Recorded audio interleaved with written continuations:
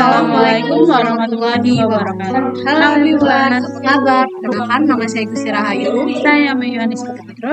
Kami dari Prodi Komputerisasi Akuntansi, jurusan Sistem Informasi, Fakultas Ilmu Komputer Universitas Sriwijaya. Kami di sini mendapatkan tugas dari mata kuliah Teknik Penulisan Karya Ilmiah yang akan membahas atau menceritakan ulang mengenai jurnal yang berjudul Perkembangan Media Pembelajaran Berbasis Teknologi Informasi oleh Ali Musa. Happy watching guys!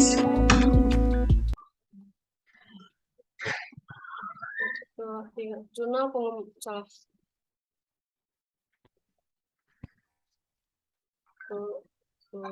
Jurnal Pengembangan Media Pembelajaran Berbasis Teknologi Informasi oleh Ali Muson. Nah, ini Jurnal Pengembangan Media Pembelajaran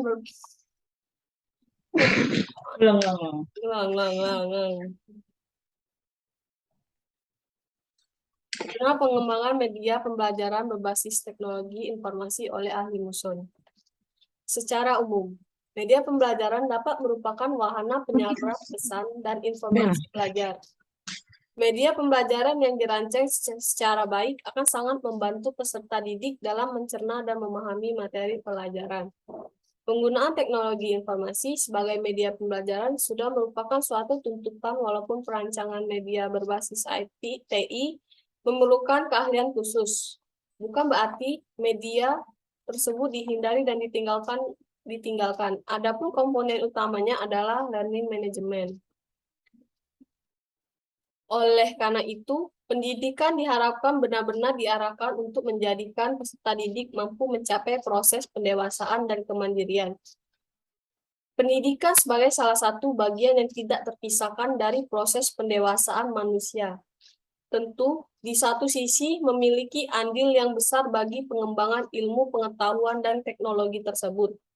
Namun, di sisi lain, pendidikan juga perlu memanfaatkan kemajuan ilmu pengetahuan dan teknologi agar mampu mencapai tujuannya secara efektif dan efisien.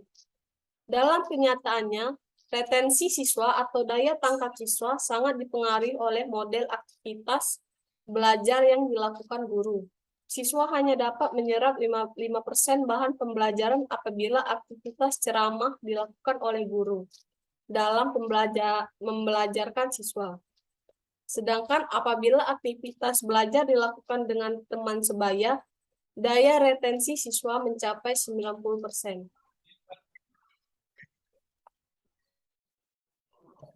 Di sini ada studi kasus. Hal ini mengidentifikasikan bahwa penggunaan teknologi informasi dalam proses pembelajaran di kelas sudah menjadi suatu kebutuhan sekaligus tuntunan di era global ini. Hal ini perlu dilakukan agar proses pembelajaran tidak terkesan kurang menarik, menonton, dan membosankan, sehingga akan menghambat terjadinya transfer. Menurut Debdiknas 2003, istilah media berasal dari bahasa Latin yang merupakan bentuk jamak dari medium, yang secara harfiah berarti perantaran atau pengantar. Makna umumnya adalah segala sesuatu yang dapat menyalurkan informasi dalam sumber informasi kepada penerima informasi. Proses belajar mengajar pada dasarnya juga merupakan proses komunikasi, sehingga media yang digunakan dalam pembelajaran disebut media pembelajaran. Media pembelajaran merupakan bagian dari sumber belajar yang merupakan kombinasi antara perangkat lunak atau bahan belajar dan perangkat keras atau alat belajar. Association for Education and Communication, teknologi AECT, mengartikan kata media sebagai segala bentuk dan saluran yang niche dan kawan-kawan mengartikan istilah media sebagai the term refer to anything that carry information between and source and receiver.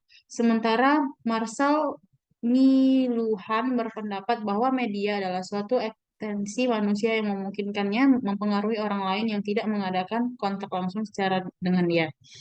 Sesuai dengan rumusan ini, media komunikasi mencakup surat-surat, televisi, film, dan telepon. Bahwa jalan raya dan jalan kereta api merupakan media yang memungkinkan seseorang berkomunikasi dengan orang lain. Pada hakikatnya, berbagai batasan yang dikemukakan di atas mengandung pengertian dasar yang sama. Dalam berkomunikasi, kita membutuhkan media atau sarana. Secara umum, makna media adalah apa saja yang dapat menyalurkan informasi dari sumber informasi ke penerima informasi. Setiap materi pembelajaran mempunyai tingkat kesukaran yang bervariasi. Masalah: materi pembelajaran yang mempunyai tingkat kesukaran tinggi tentu sukar dipahami oleh siswa, apalagi oleh siswa yang kurang menyukai materi. Pembelajaran yang disampaikan dengan media audio, film, dan video, multimedia, dan media berbasis komunikasi, menurut Sahraman mengkategorikan media dari dua segi, dari segi kompleksitas dan besarnya biaya dan menurut kemampuan daya liputannya. Blinks mengidentifikasikan 13 macam media pembelajaran, yaitu objek, model, suara langsung, rekaman audio, media cetak, pembelajaran teks program, papan tulis, media transformasi, film rangkai, film bingkai, film televisi, dan film gambar. Di sini tadi kan udah dibahas solusi secara umum. Solusi secara umum di era globalisasi dan informasi, kita harus menggunakan media pembelajaran berbasis teknologi informasi atau TI. Menjadi sebuah kebutuhan dan tuntunan. Namun dalam implementasinya bukanlah merupakan hal yang mudah. Dalam menggunakan media tersebut harus memperhatikan beberapa teknik agar media yang digunakan dapat dimanfaatkan dengan maksimal dan tidak menyimpang dari tujuan media tersebut. Menurut Kentut Gede Dharma Putra 2009, menemukan beberapa media yang dapat digunakan dalam belajar berbasis TI. Yang pertama itu ada internet, merupakan jaringan komputer global yang mempermudah, mempercepat akses dan distribusi informasi dan pengetahuan materi pembelajaran. Internet.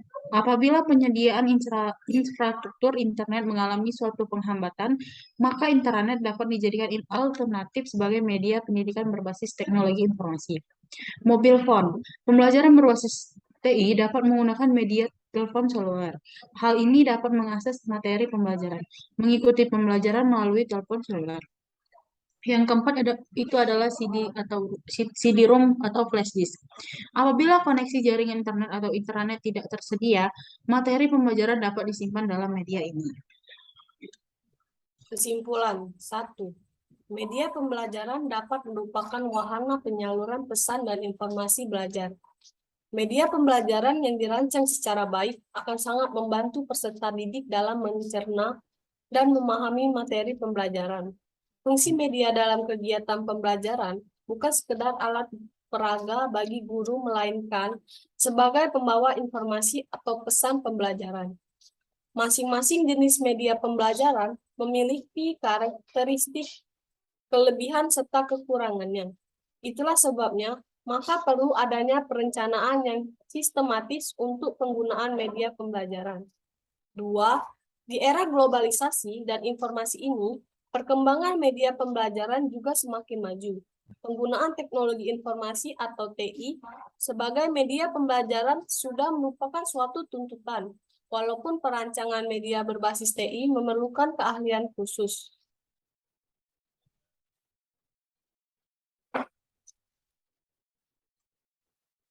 Bukan berarti media tersebut dihindar dan ditinggalkan. Media pembelajaran berbasis TI dapat berupa internet, mobil phone, dan CD-ROM atau flash disk. Adapun komponen utamanya meliputi Learning Management System atau LMS dan Learning Content atau LC. 3. Penggunaan media pembelajaran ekonomi dapat memperlancar proses pembelajaran dan mengoptimalkan hasil belajar. Untuk itu, sebagai pendidik seyoknya mampu memilih dan mengembangkan media yang tepat agar proses pembelajaran dapat berjalan lebih efektif dan efisien. Coba ada namun nih. Apalah. Sekian pembahasan dari kami berdua mengenai jurnal yang berjudul Pengembangan Media Pembelajaran Berbasis Teknologi Informasi oleh Arlie Johnson. Kami berharap para penonton memahami penjelasan di jurnal yang kami buat. Jika ada salah kata di dalam video ini, kami berdua mohon maaf. Kami akhiri. Wassalamualaikum warahmatullahi wabarakatuh.